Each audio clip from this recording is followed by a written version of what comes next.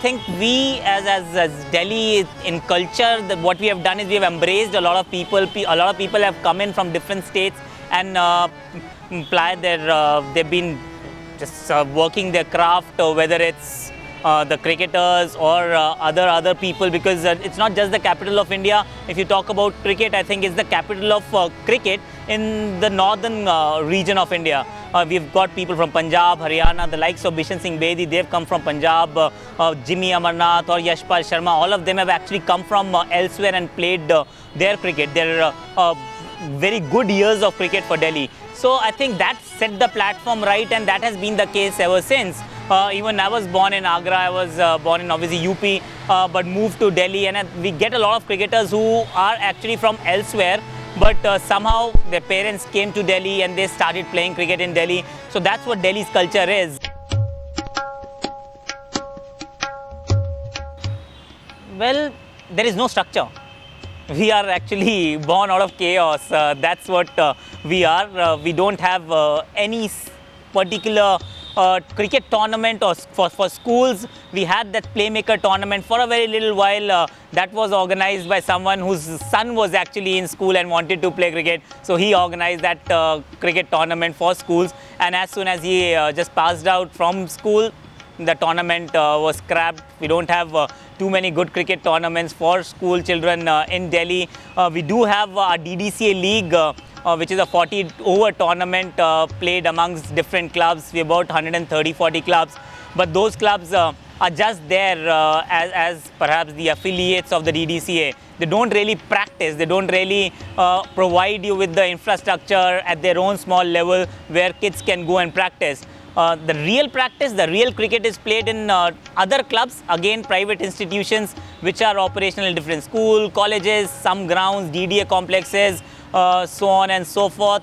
That is where we get our talent from.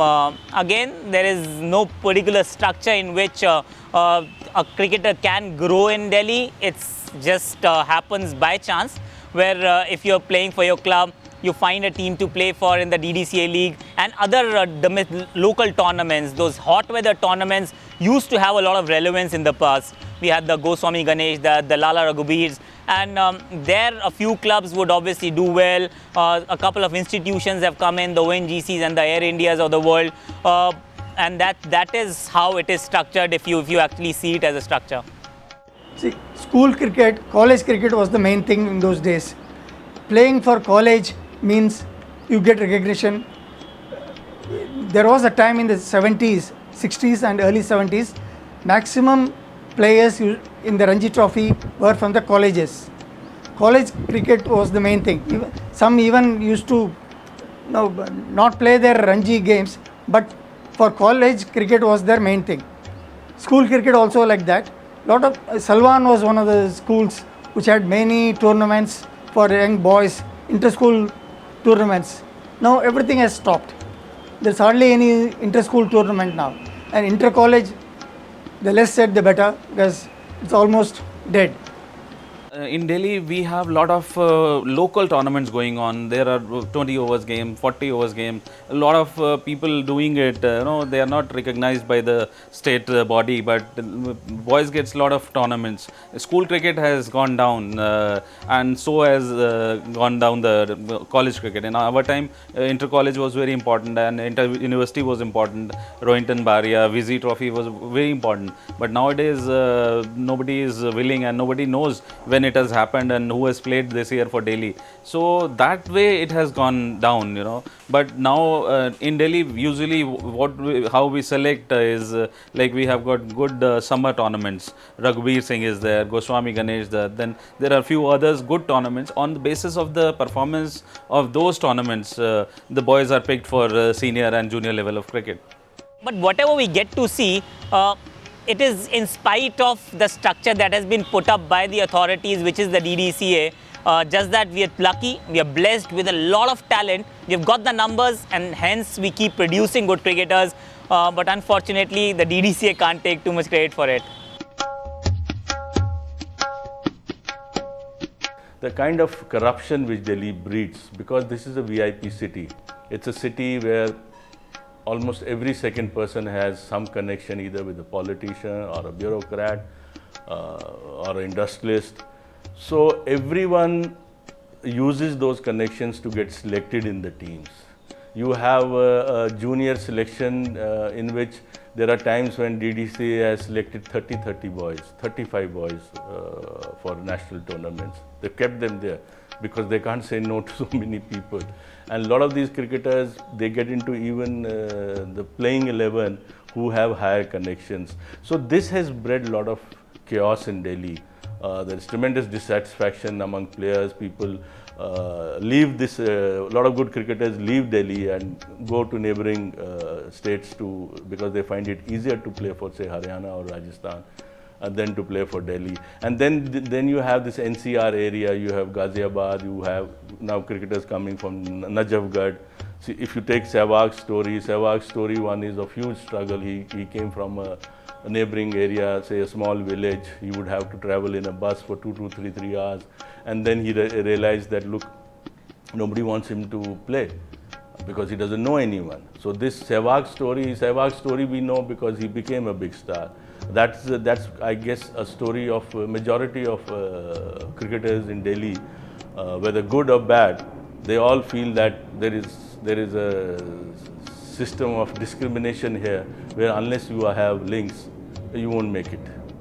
This is very true. Like at times I have to work really hard to get my ward selected, and it is I would say in case of Virat also, he was not selected for the first time when he went for the trial for under 14. He was not selected and he was crying that I am not selected, and everybody said he is the best in Delhi. So it happens sometime, but then you have to take care of your ward. Earlier I thought it can happen with the talent only, but sometime you have to really take care of your ward so that he's not stopped in between.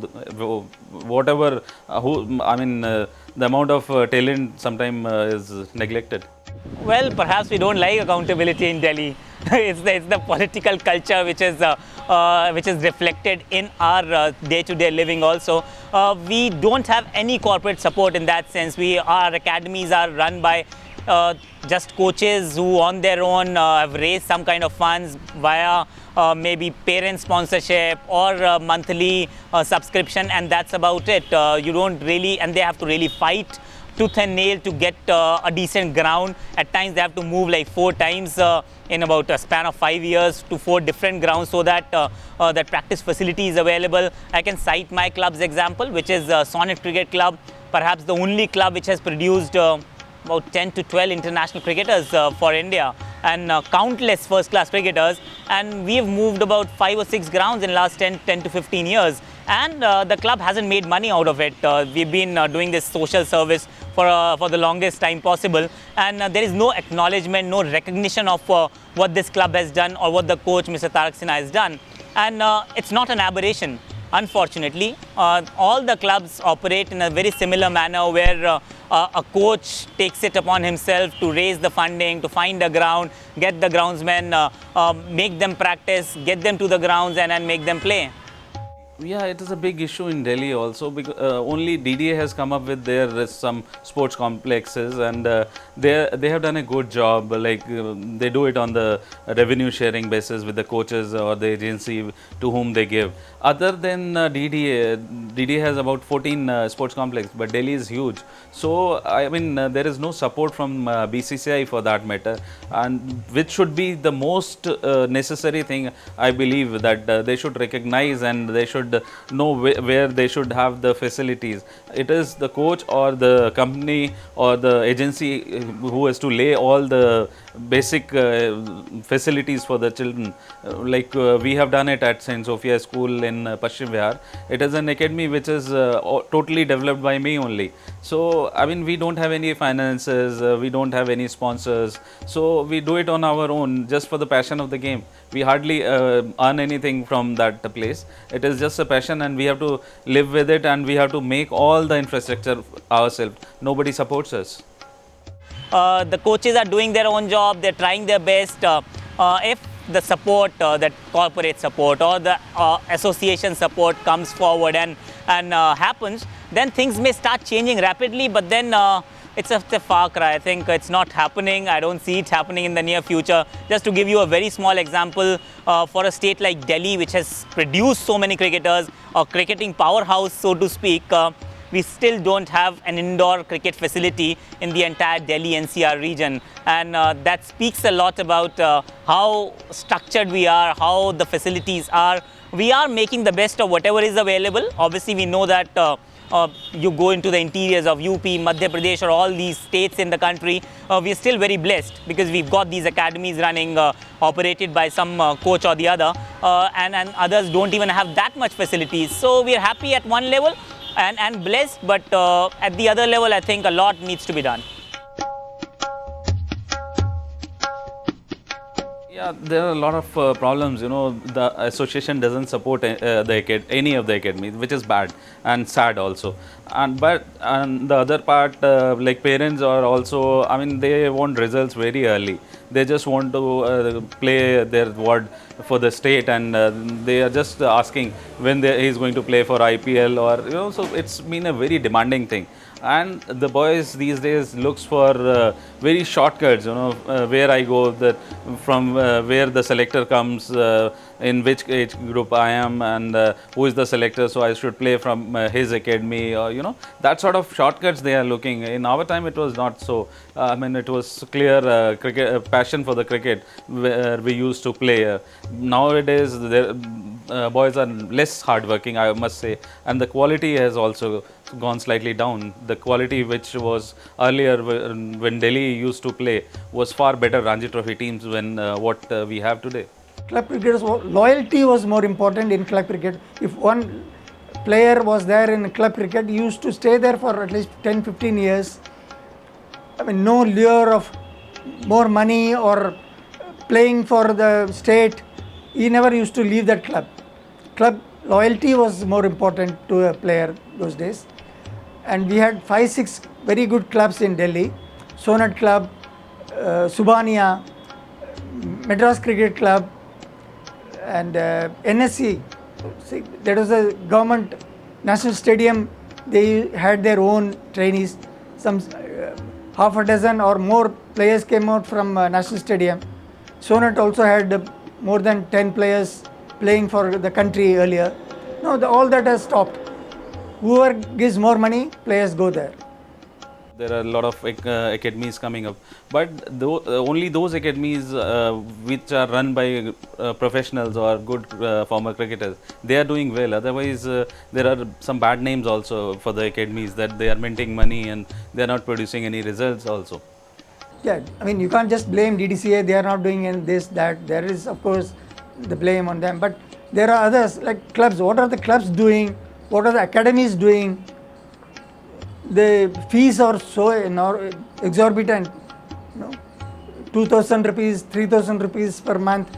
Ordinary man cannot pay that much. So, if you are having an academy and your aim is to produce good cricketers, you reduce the money, or in some cases, economically backward children, you give them free training. Even the corporates in Delhi, they say that we get a lot of publicity supporting Indian team. Why we go to grassroots level? What we are going to achieve out of it? So there has to be some passionate person only who will support at the grassroots level, which requires the maximum thing, as a grassroots level cricketer needs all the basic kitting and everything, which most of the boys from humble families can't afford. So there, actually the need is for the corporates to come, but unfortunately nobody is coming up.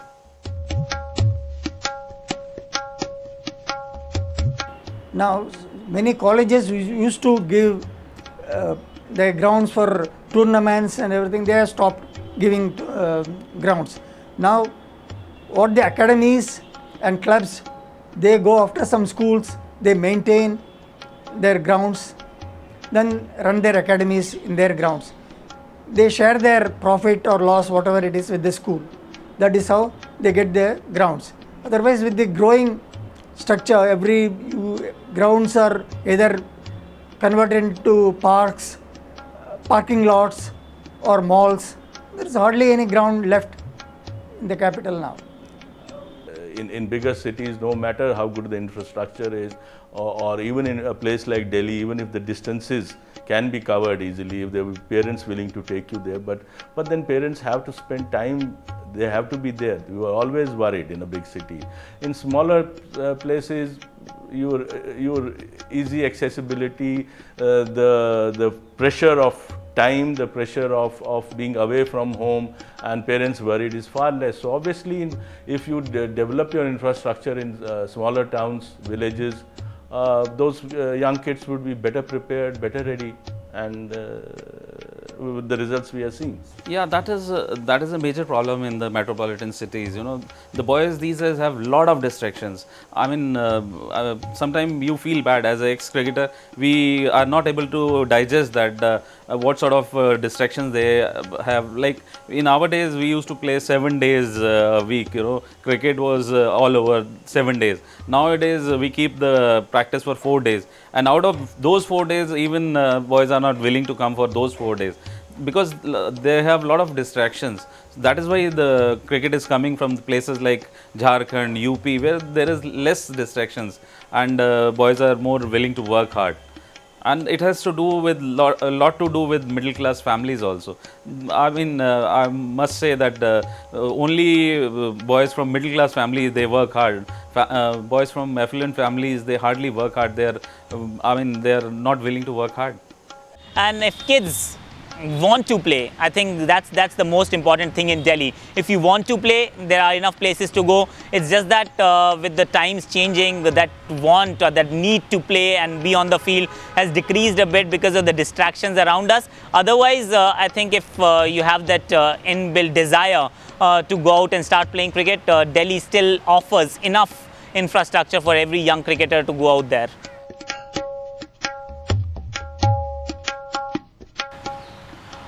The challenge is, I think, the first and foremost challenge is to ensure that kids come to the ground and play cricket. That is the challenge I think we all are facing as a nation, to be fair. Especially in big cities, the metros, where there are far too many distractions for kids. So that is one. Two is, though we have the structure, we have these 1,000-odd academies operational in Delhi NCR, we still need to streamline it. We need to ensure that the standard of coaching is at a desired level, because half of these coaching academies are, as I very crassly put it, are money-making rackets, because they just put a couple of nets, they get kids in, there is a very substandard coach standing there, but because parents want their kids to be away in the evening, they're there for just making money and not really benefiting the sport or the kid. So that needs to be changed.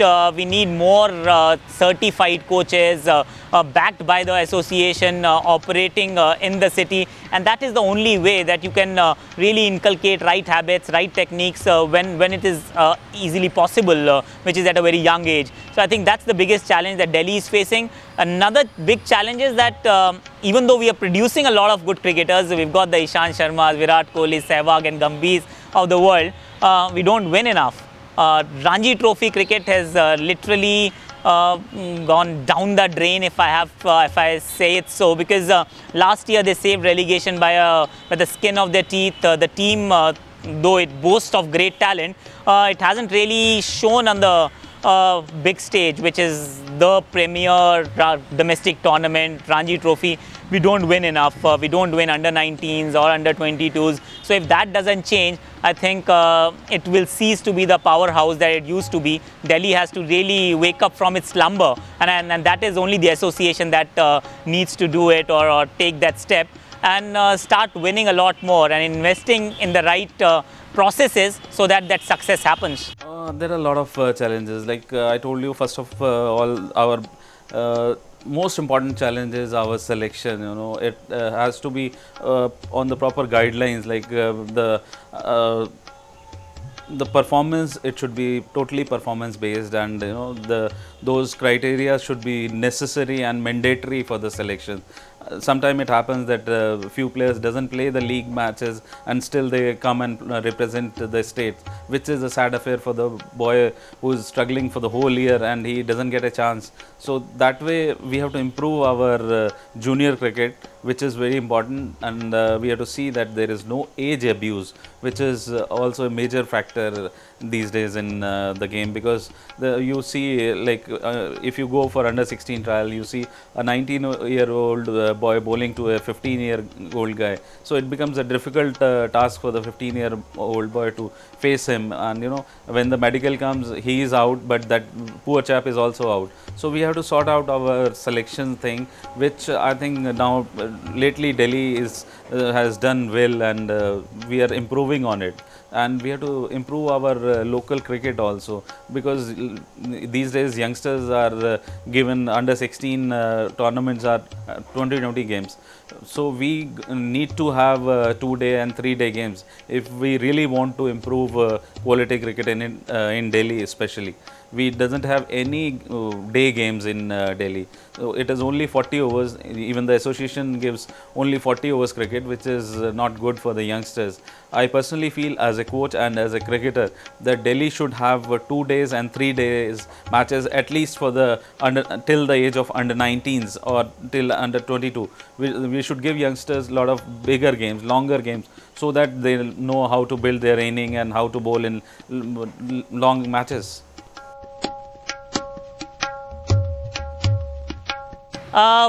To be very honest, I'm not hugely optimistic because if something had to be done, we should have seen some signs of things changing at the grassroots level.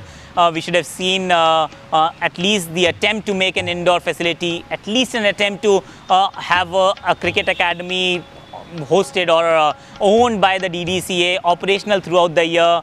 We should have seen DDCA League converted into at least 3 days or a 4-day tournament, or at least host a tournament like the ones we see in the south, the Bucci Babus, the Moinuddulahs of the world. They just don't happen in Delhi. We don't have a single good schools tournament, which is not a T20 tournament, but a good 2-day, 3-day tournament. So these things haven't happened, and they haven't happened for the last 10 years, 15 years. So to say I'm optimistic, that's a little too much to ask. But then I just hope. I'm not optimistic, but I just hope that things do change and we continue, or at least just get back or regain our lost glory, in a sense that we once again become the powerhouse of cricket by not just producing good cricketers, but also producing or hosting world-class infrastructure, which is essential to produce good cricketers. At one level, sports is seen, if we see sports as something where unless you play for the country, it is meaningless, then it becomes an entirely different view of the game. So I think what we need to do is to somehow convey to the coaches, to parents, that look, play the sport, but your basic aim should be enjoy it. If somebody is good enough, he will automatically go ahead and represent country and become a bigger player. But don't have just that aspiration and nothing else.